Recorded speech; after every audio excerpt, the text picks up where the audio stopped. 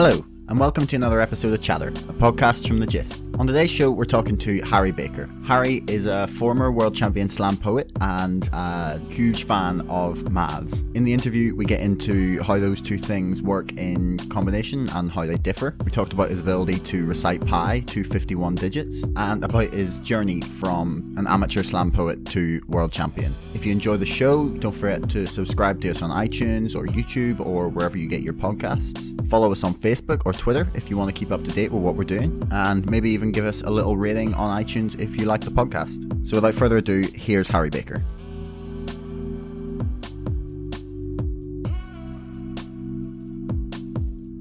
So yeah, Harry, thanks for agreeing to come on the podcast.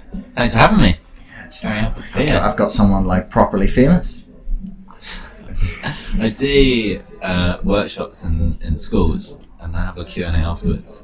And so often someone will put their hand up and say, "Are you famous?" And it's such a weird question. Once I just said yes and they all got excited. But like, by definition, if they're asking you that, you know that you're not famous enough. Yeah. Or as if you get like a little certificate or something. Yeah, exactly. They normally then just want to know if you've got any YouTube subscribers. So. Oh, wow. How many do you have? Do you know? Not enough for the kids. Too cool to know exactly. Not enough for the kids to be impressed. That's all I know. What sort of number impresses people?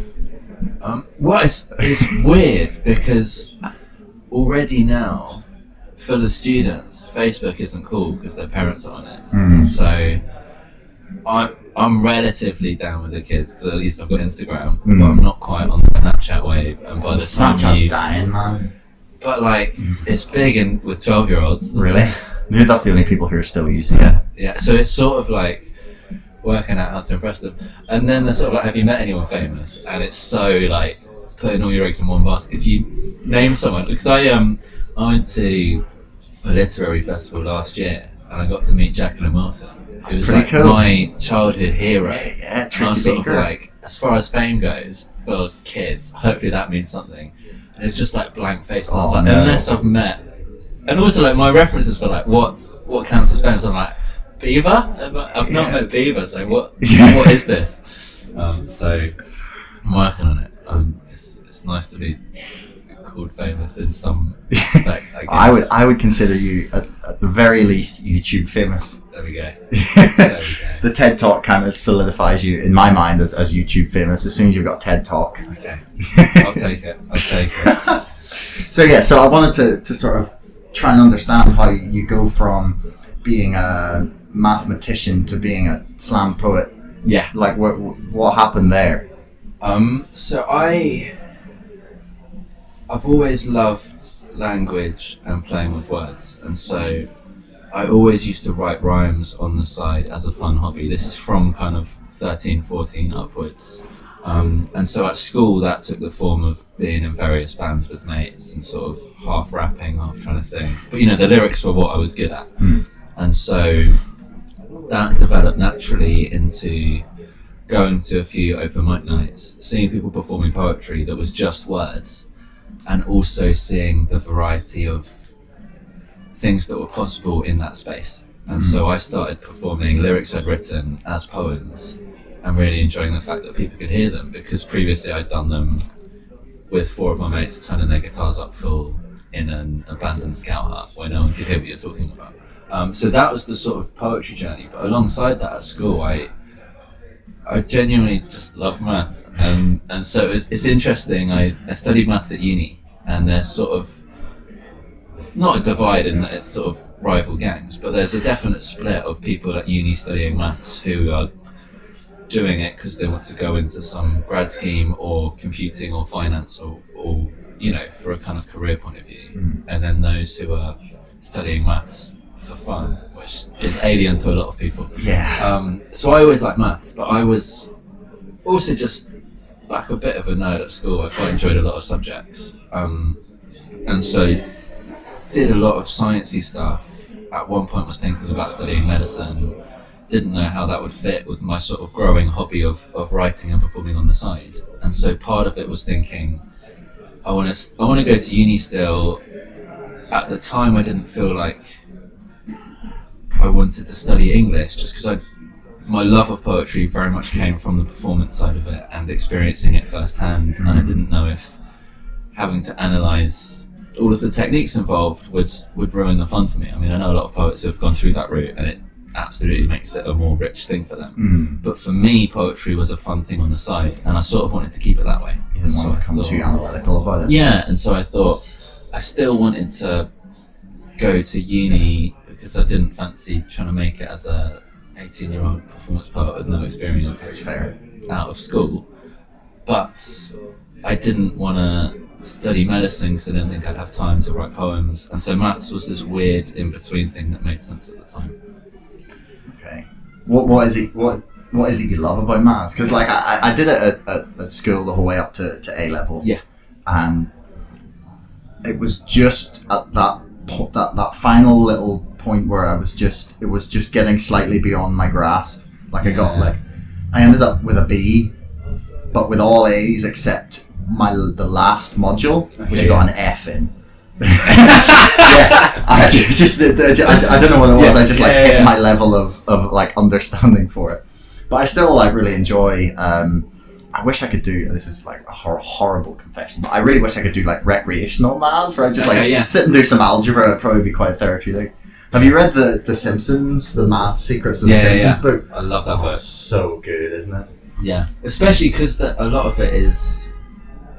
That book made me realise there's more of a link than I thought. I always used to say that the two weren't really linked. I like maths because there's definite answers. So, I mean, on very base level, in year 3, we had one math lesson where it was like, here's a list of 1,000 sums, see how many you can get through. And it was just like really satisfying to like bang them out, as any year 3 does for fun. Yeah. Loads of sums. But then, like you say, towards the end of A levels, and then especially at uni, there's another side to it that is a bit more abstract and philosophical, and it's not just about being able to plug stuff into the formulas and you sort of have to think outside the box, but it's that weird thing of being given certain things to play with and use, and the more you get used to it, the more you can be creative within this very rigid kind of thing. I used to love maths because you can get it right and you can try and get 100%, and it was a lot more difficult to do that in an essay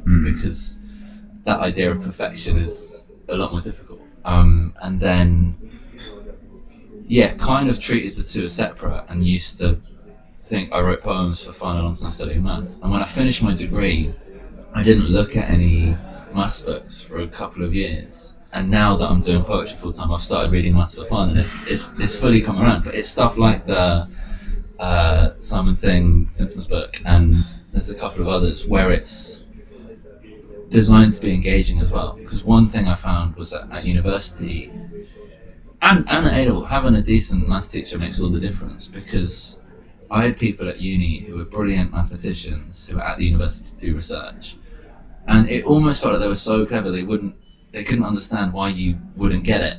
Yeah. Whereas for me, so much of it is about that eureka moment where it suddenly makes sense, and being able to like help someone on that process is really important. And I know that a lot of people are switched off at a certain point in maths because it's different for everyone how quickly you get stuff. And so I'm really enjoying now, like you say, recreational maths for fun. I mean, I've always loved, on a simple level, doing puzzles and that kind of problem solving side of it I find really fascinating.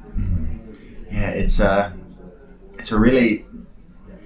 I was kind of thinking about the link between like the amount of comedy writers on The Simpsons who were mathematicians, and it really got me thinking about what it is that, like, the characteristics that make a mathematician either a comedian or a writer, and I think it's got something to do with that almost that journey that you have to go on through, like if you're working on like a really long problem or something, and you have to come like almost full circle back to the if you're doing like a proof or something, you're coming like full circle. And I think it almost teaches people to write story arcs in that you're coming to like a perfect solution where everything comes together at the end, which works really well for things like The Simpsons and like sitcom TV and poetry as well, where you're trying to tell a story. Yeah, definitely. And I think I remember the first point, again, doing maths at a later stage, where it wasn't enough to just get the answer. It was sort of about how you got there and showing your proof and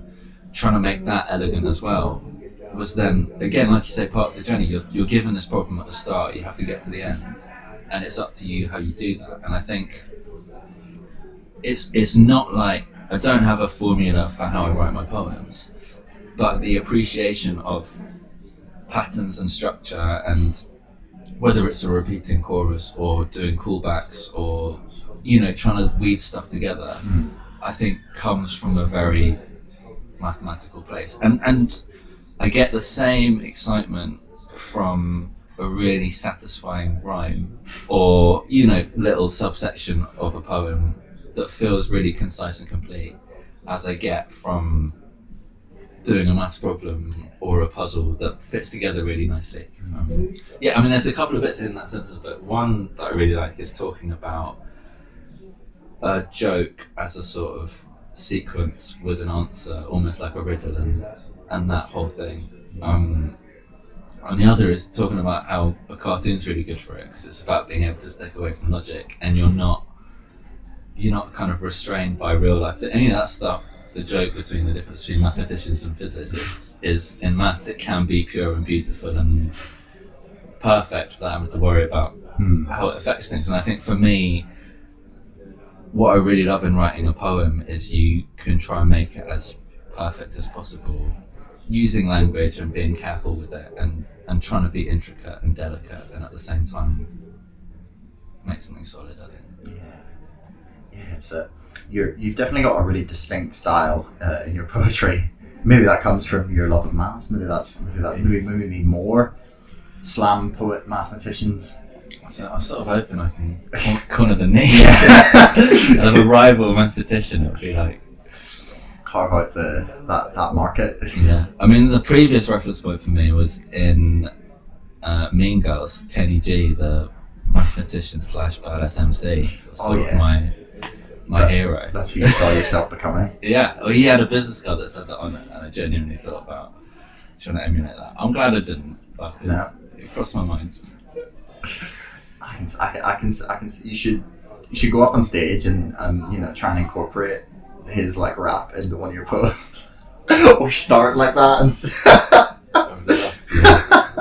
Yeah, but also it's interesting because the first rap I wrote was this Battle of the Band school competition, rewriting Jay-Z's 99 Problems and making it about maths, and it was just like unashamedly geeky, and that was the point, and it was really fun.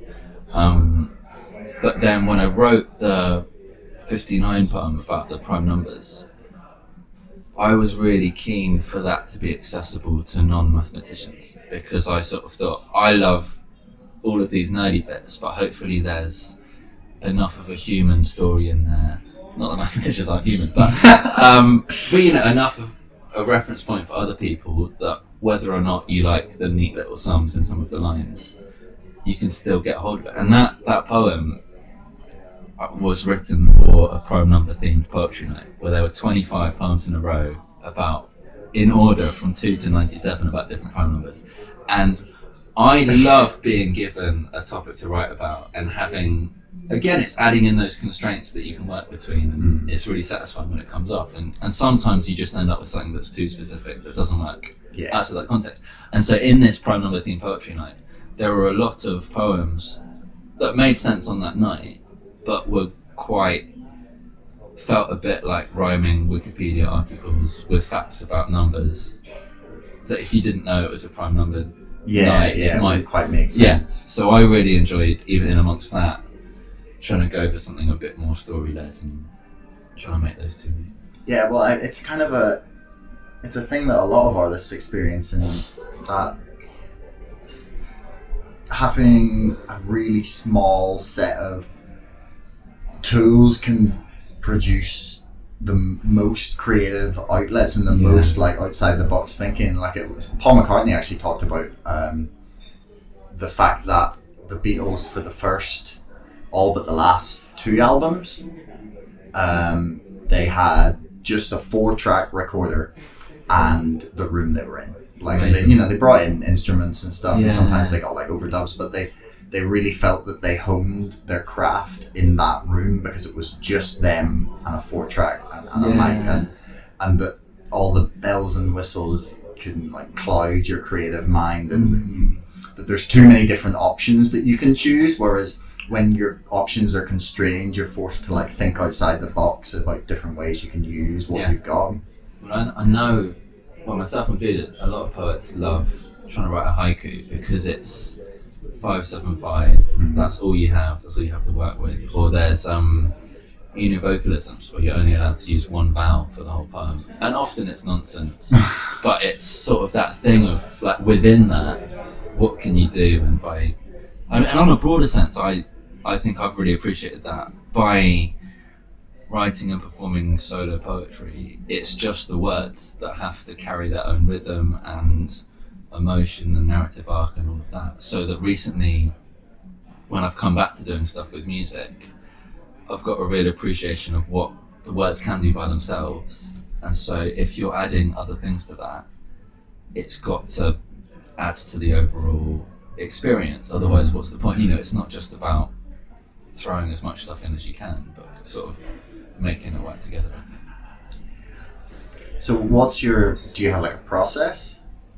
Like do you have a writing routine? I know some people just, it could be on the train, it could be while they're out for a walk, it could be while they wake up, or some people are like really rigid. They sit down, they need to be in X chair with X t-shirt on, and so it's partly because I travel a lot anyway. I've really noticed that when I was studying maths at uni, any spare moment I got would be like this release of things I'd had shining in my head anyway, and trying to get that out.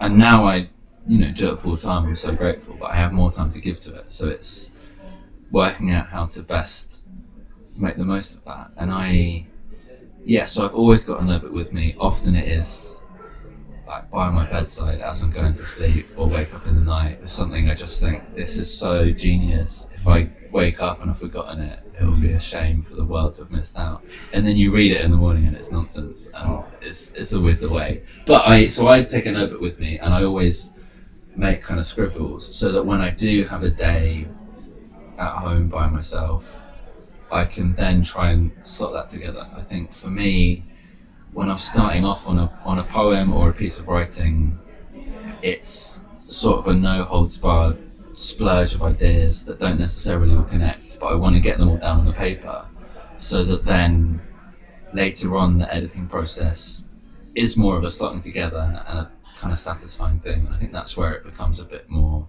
methodical, but I like to have a mix of both. I used to just write a poem from start to finish, and I'd speak it out loud and wait for the next line to sort of come, and if it feels right, it feels right. And by the time you're finished, because I perform my poems out loud, I do often speak them as I'm writing them, and that does affect it some way. But I think now that I have more time to play with different stuff, I'll often have a few on the go at once, and we'll come back. And so I'll often start with a specific line or turn of phrase, and then try and sort of fan out, and then work out how to get it back into 3 minutes or whatever it is. Yeah.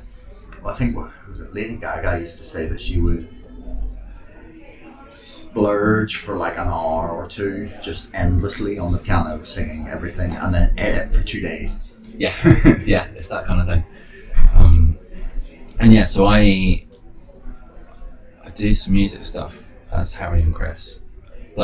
I'm basically comedy rap, but it's really fun then having someone else to bounce off when you're both splurging and seeing what makes sense with another person involved. And it's interesting having done so much solo stuff and had complete control over it. For me, I know a lot of people are very good at collaborating with anyone. For me, it only works because I've known Chris for so long. There's a level of trust there with your words and with your different things, and letting someone tell you to edit something down, because I feel like I've been very precious, and I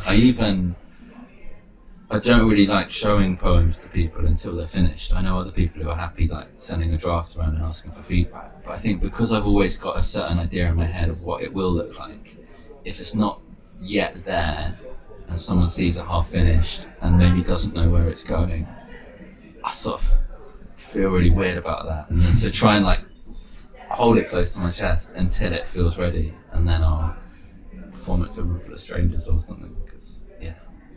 Fair enough. So you said you got in your TED talk, you talked about how you got like, you ended up doing was it the prime number one was your first poetry night?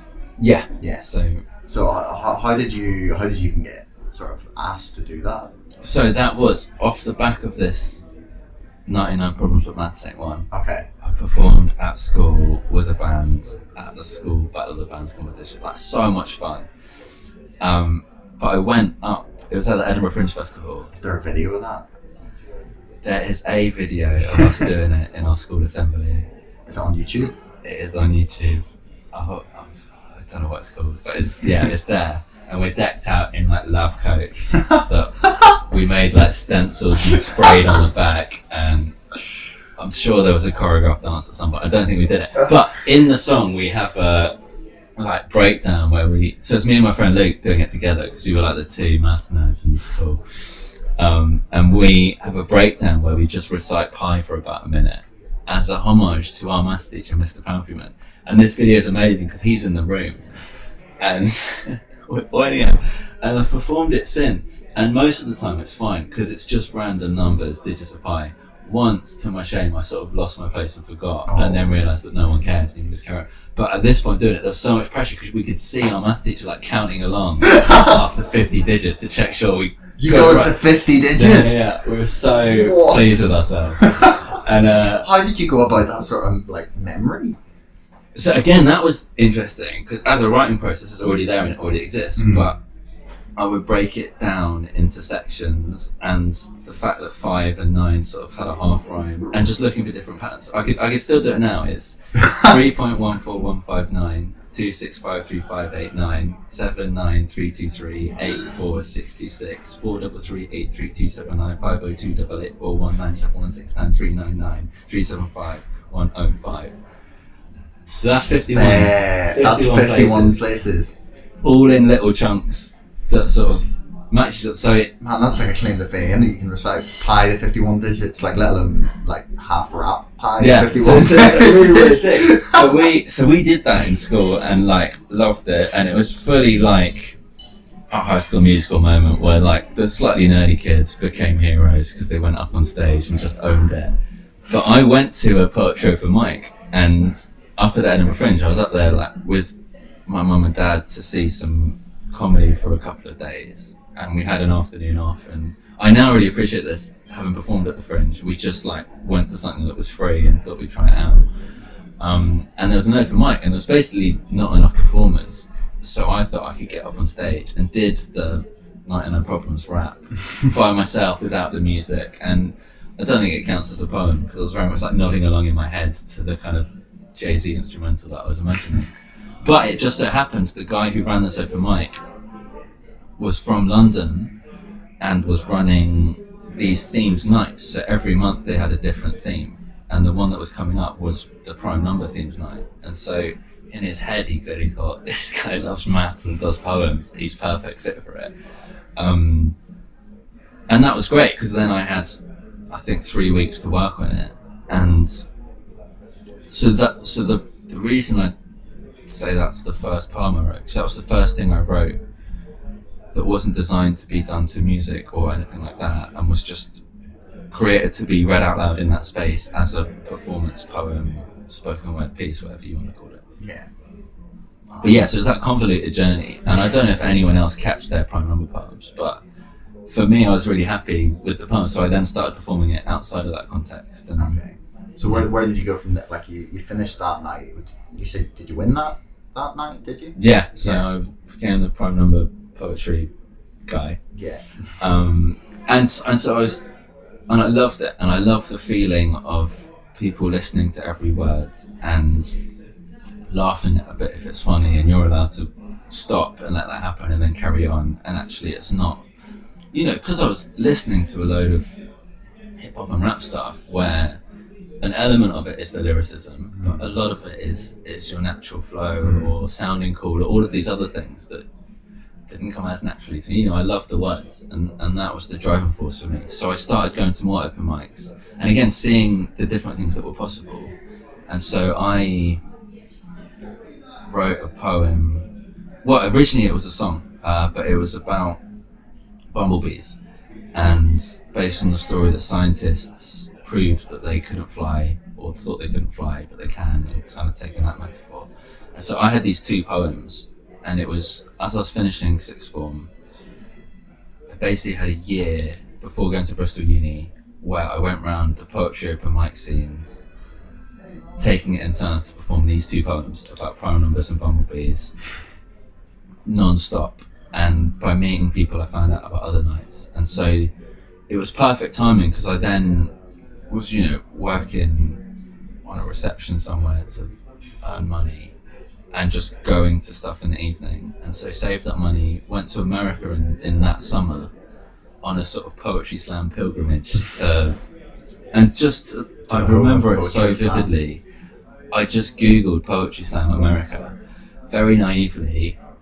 The top 4 places that came up were Chicago, where it all started, then New York, that's got a really cool scene, San Francisco, super artsy, and Austin, Texas, for some reason, in amongst that. And so I just thought, I'll go to these 4 places, having no idea how big America is. I was about to say, they're all nice and close to each other. Zooming about on a plane in between them, it felt like 4 different countries, spent 2 weeks in each, and again was so grateful that I was welcomed there as the like shy, awkward British kid who for the first time was told that I have an accent, and you know, just like so naive, but loved it. And so sort of, but again, it was because it was developing in terms of poetry, was entwined with growing up as a teenager. For me, it's hard to differentiate the two. So I sort of put a lot of developing in self-confidence to being able to be on stage at that time and be out there by myself, meeting people, because that didn't necessarily come naturally to me if I wasn't going to a poetry night. I had to kind of push myself out there. Yeah. And so then I came back, started studying maths at Bristol with this new enthusiasm of wanting to perform. And actually, growing up in London was perfect for going to open mics and stuff, but it's a big place and it's quite hard to feel that sense of community quite as easily. Whereas in Bristol, there's a few brilliant, well, when I started, there were a few brilliant nights where everyone went to each other's nights, made sure they didn't overlap. And once you've done a few, they're excited there's a new poet in town and they sort of take you under the wing. I mean, now there's loads of brilliant stuff there, so I don't know if it's possible for it to not interlap. But I kind of really appreciated having come from London to be somewhere like Bristol, which really kind of nurtured that. And then also having 4 years of studying where I could still call myself a student, do poetry as a hobby. And it was in my final year at Bristol that the talk got shared on TED.com that kind of helped that blow up online, so that then when I graduated I had enough momentum and an idea of what I was doing, and that was when the book came out as well. So it all kind of fell into place. So I just about didn't fail my math degrees, go through, but could go into the poetry like full steam ahead. So how many years ago was the book? So the book was December 2014, so Okay. coming up to 3 years. Okay. So graduated 2 and a bit years ago. Okay. And yeah, so that book was just all of the poems I'd done up until that point. But because I'd been up to the Edinburgh Fringe twice then, I'd learnt about structuring it as an hour-long show, and how actually, because all of it comes from an individual poem after the other, and then working out the narrative that links them together is usually I wrote this, and then I wrote this, and then I did this and wrote this, but thinking about what the common themes are and how it fits together. And again, because a lot of it was coming from my personal experience, there's a lot of natural coming of age, finding your place in the world, learning to love yourself as a theme, because that's what I needed to be working on myself. And so what I really love is now I get to go into schools and perform these, either to year 11s and sixth form, which is the age I was writing it, or even down to year 7, to sort of try and be like, hey guys, poetry's fun. Yeah. Just presenting it in a different way. You could be cool and be a poet mathematician. Yeah, and it depends. Some that get booked by the English department. If it's ever the maths department, they're always really keen to be like, see guys, maths, not just maths. But yeah. So I really love putting the book together because again, I'd always written stuff to be performed. So the idea of putting it down on the page was quite a strange one. But it meant I had to go back through these old poems and work out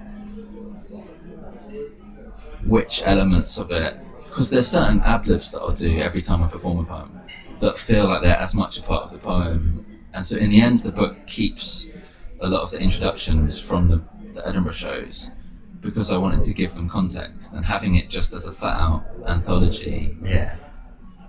Again, I think it was about me not being willing to give up that control. I wanted people to read them knowing where they'd come from. Yeah. Because I didn't want, and I've learned to relax a bit. I don't think you can necessarily read it wrong, but I wanted people to have as much of a chance as possible to know where I was coming from, so that hopefully the poem would make more sense. Yeah. Yeah, well there is to an extent people are always going to find their own experiences in the words. It's the same, different songs can mean different things to bits. Like for example, Coldplay to some people sound horrendously depressing, and to other people like magically uplifting.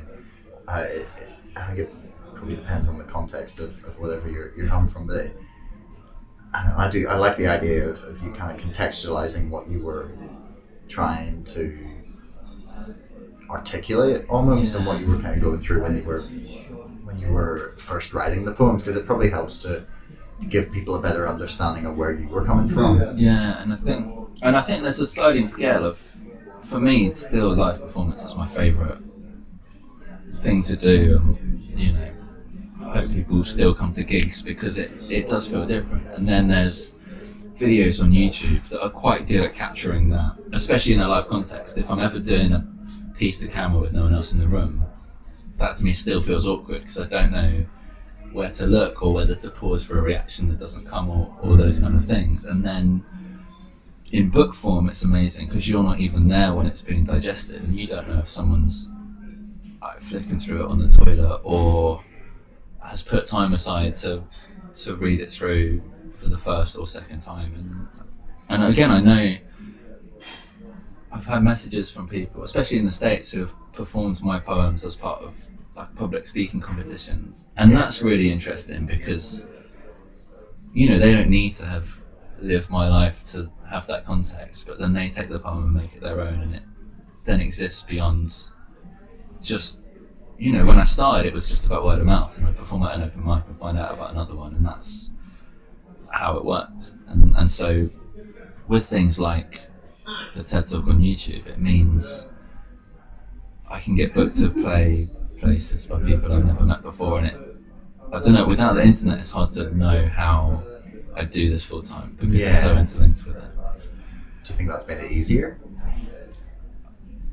Yeah, I mean, for me personally, definitely, just because I've always found it easier to show people what I do than tell people what I do. Yeah. Because, and again, it's partly now, at least in the circles I'm in, more people seem to know what spoken word is or what poetry is, or have some kind of reference point. When I started out, it was sort of depending who I was talking to and how interested they looked, whether I called it rap or comedy, because these were things I knew people had heard of. And it used to be that people would do spoken word or performance poetry, and then as a stepping stone towards, if they were serious, they'd then go into theatre. If they were funny, it would be comedy, and otherwise it would be music, because these were transferable skills. And now I quite like that you can hopefully stay as a poet or performance poet or whatever you want to call it. And I've tried to just call myself a poet when I talk to people, because I used to have all of these disclaimers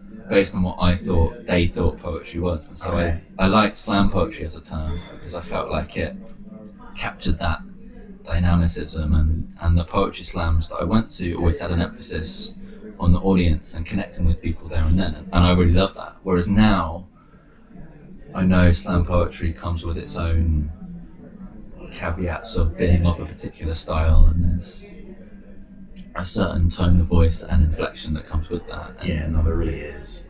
And again, for some people they love it, for some people they really switch off, and so I don't want to just be labelled as one thing. If that, so basically, rather than jumping through hoops trying to get someone interested, it's a lot easier to sort of send them the TED video and say, "What do you think?" And so I'm really grateful for the internet and YouTube and things like that. I think I'm also grateful that I had a couple of years just doing it live without anyone recording it first, so that I could hone my craft, because there's not as many videos online of me just starting out that I find really hard to watch now, because you're always developing. And so if and when people ask for advice, I sort of try and recommend they get a feel of the live setting before uploading their first poem to camera on YouTube. Because also at a poetry night, everyone's lovely, by and large, across the board. Oh yeah. People are kind and friendly, and actually some poets, it's just important that they're able to go up on stage and share their poem. It doesn't really matter what the audience think of it, and they're happy to be in that space. And if you want it, people will give you feedback and tell you where to go to do other things. The internet is not as curated as that, and so if you are putting something that you've thought hard about and love and care up online, and someone who doesn't know you or has no connection to that sees it and doesn't like it, it sort of depends on how vicious they are. You've got to get ready for the hate. Yeah, exactly. and so I think it's important, especially for me, the performance is about a back and forth with the audience and having that connection, and not just being, what I love about the slams is you can't just go up there and be like, this is my poem, it's amazing, because at the end of it they're scoring you and you have to take it into account. And some poems I love that I know won't go down well in slams because they're not punchy or direct enough or whatever, and I try not to get too caught up in that side of it, because I think it's important to just write for the sake of it. But a good poem should stand up. Well, that's the theory, anyway. Yeah, and I think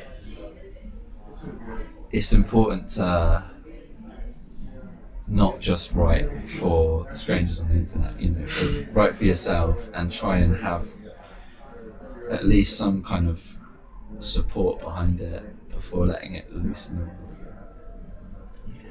So if people haven't heard of poetry slams or don't understand the concept, do you want to sort of give an idea of the format and explain? Yeah. So the reason I went on a pilgrimage to Chicago was that it started out in a place called the Green Mill Jazz Club. It was about 30 years ago. There was a construction worker called Mark Smith who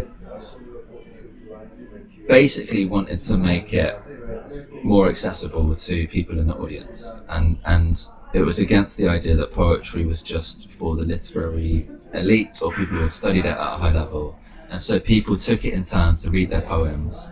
People in the audience held up scorecards and voted for their favourite. And if you got the highest score on the night, you were the slam champion for that evening. Over time, that's become a bit more structured, and so it's normally a 3-minute time limit to do your poems. There's 5 people in the audience holding up scorecards. Take off the top and the bottom in case someone's biased, and you have your score out of 30. That being said, I lived in Germany for a year. Because of the difference in language, they often have like a 7-minute time limit, and I've been to slams where they just get 2 people up afterwards and people cheer for their favourite. So that's nice, because that takes away that moment of you pouring your heart out and being given a 3, because that's horrible. Oh man, the disparity in judging quality is the one weakness. Yeah, definitely. And also, you see people you see something go up, and you're watching. I've been to a couple of poetry slams with my girlfriend. She's a poet too, and she sometimes maybe I'm biased about her, but other people, and you get, it's like, wow, that was brilliant, and someone gives it a 6, and you're like, what?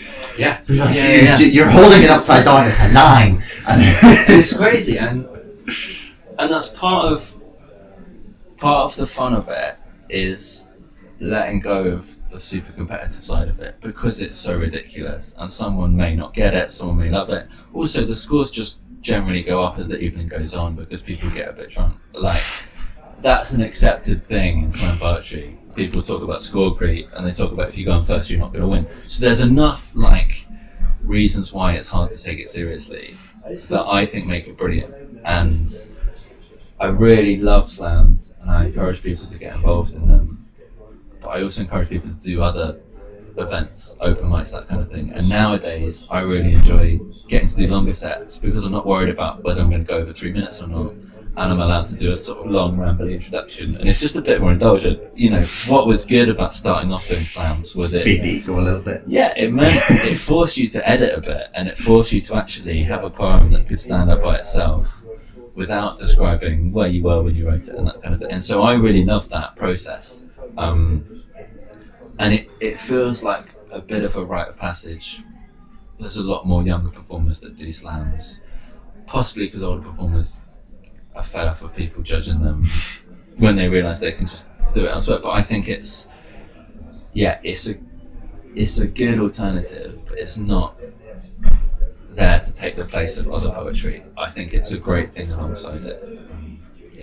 How would you describe your how would you describe your style if you had to sum it up for someone? We'll put all the links to your videos and stuff. Yeah, we'll put all so the links to your videos and stuff. Yeah, in so the description. one running theme I've always tried to write hopeful way in a hopeful, and it's partly just because that reflects my natural disposition. Because I know that I switch off. It's also because I know that I switch off if anything is too ranty. And so even if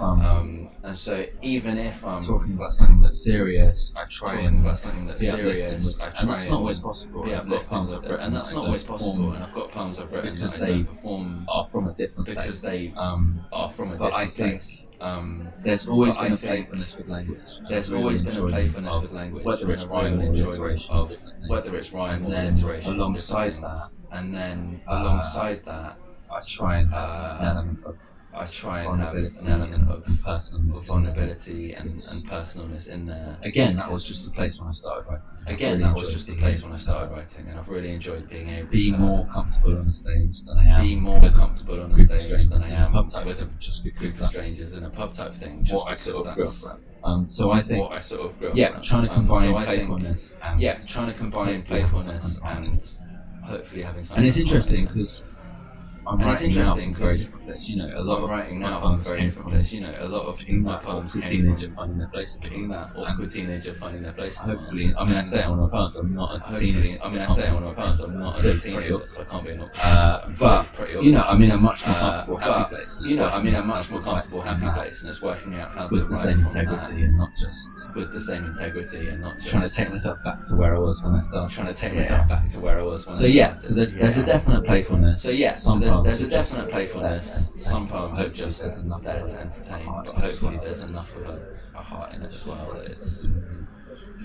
So how did you end up at the World Championship? Was it Paris? It was in Paris. Was it Paris? There was the longest running slam in the UK. It's a slam at Farragut. By virtue of being the one that they approached from the World Cup. Because in Paris they got funding to bring poets from lots of different. And again, this is one of the weird things about slams. I'd been to local slams in Bristol where I was third because of former in the eyes of the five random. But I went to the subject. I went to the UK run by Farragut. Because it was in London, I was in London. I'd won a slam before the night I qualified. Performed in one on the night. Then performed in one on the night. To go to the World Cup now. So you didn't know before you started? I'm pretty sure I did, but I definitely didn't. I'm pretty sure I take it in or think that it might happen. And it's interesting because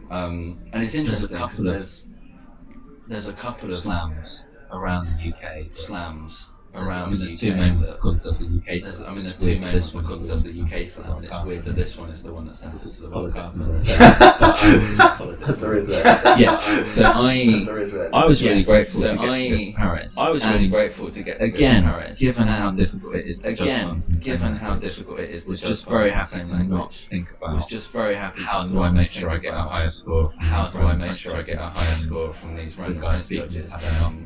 and the guy speaking Italian, and actually, and that kind of because thing. it's in France, and actually, all the French-speaking poets, because it's in France, all the French-speaking all poets of the did English-speaking very well, poets did very well, because they had all of the English-speaking poets did very well. at least a reference point for the language. At least a reference As it's point being for the performed, language. you know, everyone had subtitles. As it's being performed, you know, everyone had subtitles. Certain things get lost in the nuance. And you learn certain to things just get lost in the nuance. appreciate that you're performing alongside people from all over the world. Performing the alongside thing you people have in from all common over is the that world. The thing you have in common is sharing poems that you've put time and energy into. Sharing poems that you've put time and energy whether or into, not the audience get whether or not the all of audience the references or whatever it is. All of the references Isn't or whatever the it sort of is. main thing. And pretty much Isn't all the the sort of main performers thing. knew that. And pretty much all the No one was performers too knew upset that. if they got And knocked out. no one was too upset if they got knocked out. That's why when I talk about it in That's why when I try and do it in a tongue-in-cheek way, because I can't try and do it in a do it tongue-in-cheek that way, well, because I say, can't you know, I won do it the with that World Poetry say Slam I won on the greatest, Poetry because it Slam, was down to so many things on that because day. it was down to so many But I things loved on it, that and day. it was really fun. But I loved it, and it was really fun, and I got to meet poets from all around the world. And if I ever that go I'm still in touch with, and if perform I in ever go Sweden, and there's a guy that I know. perform in Through Sweden, that, there's who a I guy know that I know. Through that, who I know So that it was is a there real and that kind of thing. So it was a real community international international melting pot, fantastic event. and also because I won, I got to put And it on also my because I won, I got to Still put it sounds on my poetry CV, and it's still especially sounds then. cool. But especially I then, remember telling some people, "Oh yeah, I remember telling some done people, the oh yeah, poetry slam, done the oh, that sounds cool." poetry What's slam poetry thing. slam? Oh, And so it's sort of like, what's poetry? As soon as you're And the- so it's sort of like The world As soon as you're champion, the- I think people just world champion anything people Yeah, I think so. immediately So respect. it's- Like, well, they have a World Cup for that, that must be real. Yeah. That must be real. and I actually, this was in and my I first had year of uni. This was in my the- first year of uni. The competition and fell the in competition the 2-week period fell when my final year maths in the exams 2-week could have period been. when my final year maths exams could have been. And so I went to And so I my went to personal tutor for my maths to sort of personal tutor for maths. try and get permission to go to this poetry Try World and Cup. get permission. And in my to go head, to I was this trying to Poetry World Cup. justify it, lay out And my in my head, I was arguments trying why to do it. justify it. And lay the out my equivalent thing I arguments had why was to there do was it. someone in our And year the equivalent who thing I had was there was was going someone to in our like year the Olympic who gymnastics or was something. going to And I like was like, the Olympic this is sort of gymnastics or like something. And I the was like, Olympics. this is So sort of if they've got permission, surely it's fine. So if But they've what got the permission, personal surely tutor it's said fine. was, But what they the basically personal tutor said, don't said go through was, the uni. they basically said, don't go through the uni, because they'll tell you if you want to do poetry, you should have Have studied you got a English. family friend who's a doctor? Have you got a family friend That's who's a a bit doctor easier. who could fake you a And so, and I really appreciate that. easier. And it turns out And I really didn't appreciate clash that at the with my time. exams, And it turns out it was didn't sort of clash with that my thing exams, so of it's fine. But it was sort of even that then, thing of even seeing then poetry and maths as these two worlds. seeing that poetry and clashed. maths as these two At least worlds one of that those clashed. three. It's At not least provided one any of those three, inspiration. if nothing else. It's And not so- provided any inspiration, some sort of, for like, I don't know, poetry sources, maths, poetry sources, maths.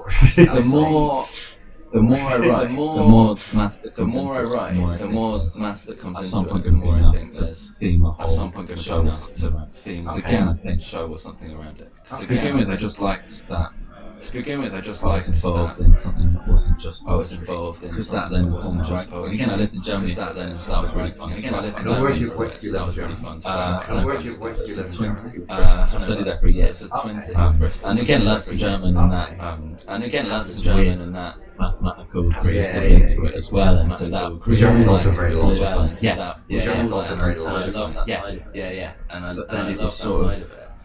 But then it was sort of. I was almost concerned when I graduated. I was almost full concerned time. when I graduated and went full I time. just really wanted to still do other things. I just really So I wanted to didn't just still end up do other things. writing So I didn't poems just about end up how hard it is to be a writing poet. poems. And be about very how hard it is to be a poet. I'm And really be grateful very I get to self-referential, and I'm really grateful travel I around get with to it and try and travel around with it keep and finding try and inspiration in other places. keep finding inspiration in other places and be outward looking as well. But yeah, but the maths has sort of but the maths has sort of stayed more present. I sort of more thought, present than I'd expected. I love studying. I sort of thought, and it I love gave me an studying excuse to live in Bristol, and it gave gave me an space excuse write to live in poems, and Bristol, then when I gave me enough finished, space to write poems, I'd and never then have when to I look at finished, again. I'd never have to look at Because maths textbooks in my again. final year, I was Because in doing my some final year, I poetry, was time to keep doing up so with much lectures, poetry. I didn't and have it time was hard to keep up get with it. lectures. It was It was hard, and I didn't get I it. missed year 3, and it was just about how many sums I you missed could year do. 3 when it was just about how many sums you could do. I really love now not being. I really love now. You know, I can read around not being forced to do fun, it anymore. and take I my can time. read around it for fun and take my time with it. There's something kind of, Artists can very easily sort of fall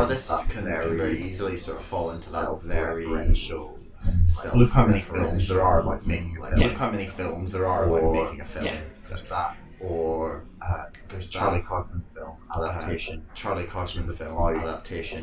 Which is it's got Nicolas Cage in it. It's got Nicolas Cage playing Charlie Kaufman, Nicolas the Cage screenwriter, playing and Charlie his Kaufman, twin the brother. screenwriter, So Nicolas Cage is two people. It's incredible. Two people.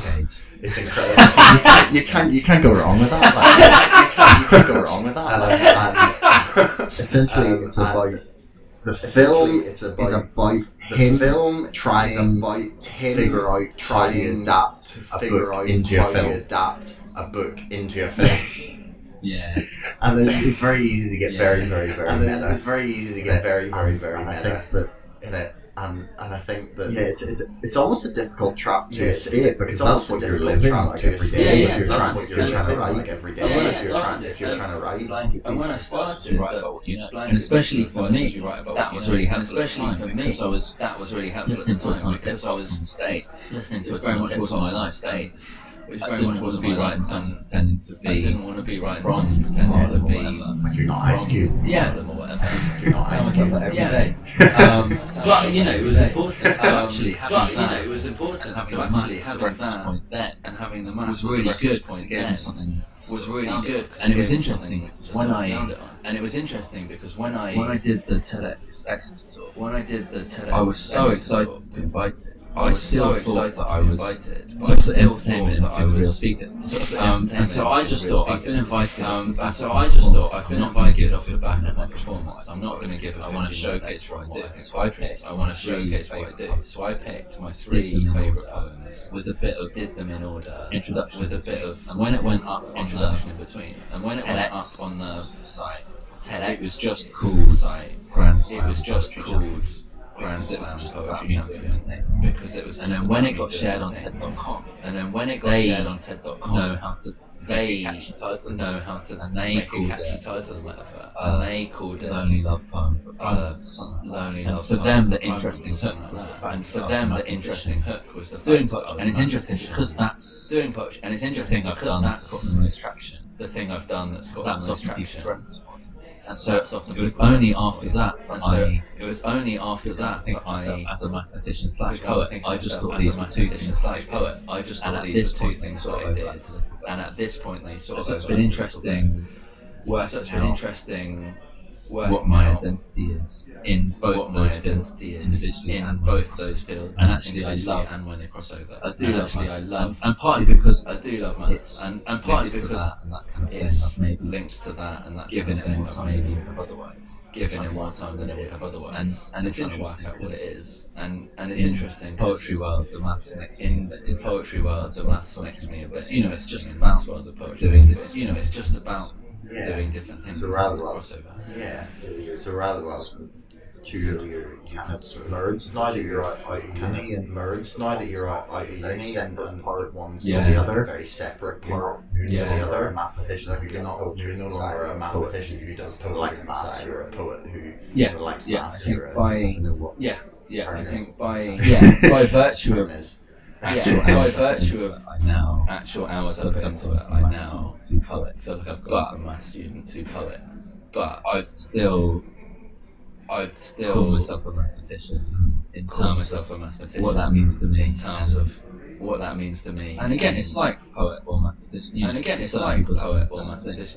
certain people that means there's things I love about both. There's things I love about both that I would hold on to. That idea of answers in maths, that idea of looking for answers, trying to come up with stuff, and trying to come up with stuff true in different scenarios, and it's in different scenarios, and there's a purity about it, and it's very clean and satisfying. Being a poet, again, things about trying to find beauty in the world. The two do cross over a lot. And I know that, and I tell people that's what I mean. But to them, you say you're a mathematician. You're a mathematician, and that means whatever it is. And so it's just whatever it is. And so it's just sort of learning to let go and own that and do your thing and hope people get on board at some point. Do Do you describe yourself as a do you describe yourself as a mathematician, or like do you enjoy like math, or an astronaut? I know someone. I know someone. He was in my halls at uni. He said he did maths and magic. Just perfect. I've seen people use that term. I've seen people use that term just because they're really good at maths. Specifically using You're a fraud. Yeah. Show me a trick. Yeah. Do a mathematician. Show me a trick. Yeah. Do a mathematician. I'm gonna make this remain Magic. disappear. So yeah. I mean, mathly, again, it's enjoy. Again, it's anything. So where can people find your stuff? Where can people find your stuff and see you on tour, stalk you? So Harry Baker on Poet on Instagram and Twitter. Sort of the easiest on Facebook. Sort of the website harrybaker.co that links through to harrybaker.co that links through to all of that, and that's where you can get my book, The Sunshine. Yeah, you search on YouTube. But yeah, you search on YouTube, and sort of a mixture of rap battles, not maths, and occasional rap battles. Well, thanks very much for chatting to me. For chatting to me. Appreciate you taking the time in this Pretty sweet. fantastic venue. It's pretty sweet. Thanks very much for listening. I hope you enjoyed it as much as I enjoyed doing the interview. I thought it was a fantastic conversation. I'm a big fan of Harry's work, so it was really great for me to get to meet him.